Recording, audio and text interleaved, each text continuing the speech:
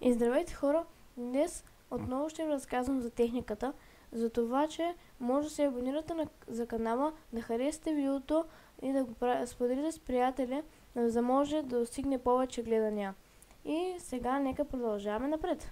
Днес ще ви разказвам за подемната макара.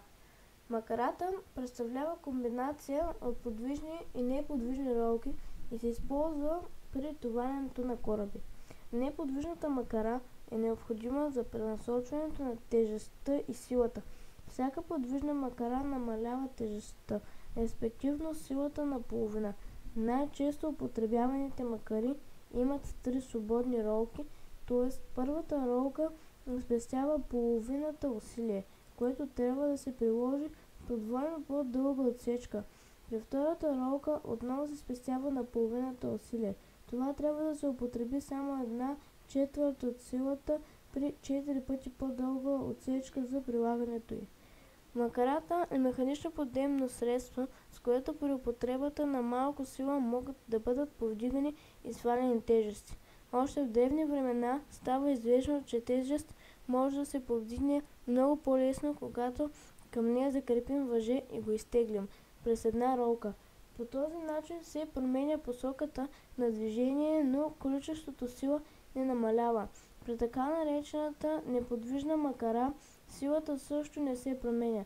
Тя е известна още от преди 2000 години.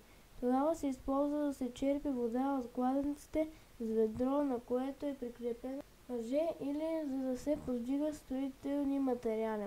Днес неподвижната макара се използва в много области на техниката.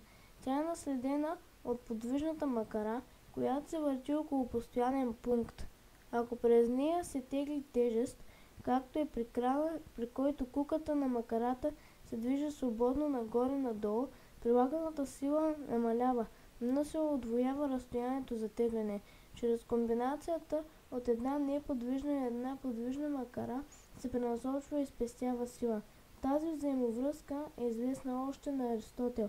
Ако вземем макара с въже, което бива водено върху една подвижна и една неподвижна макара, разходът на силата намалява наполовина, но човек трябва да изтегли към себе си двойно по-дълго въже.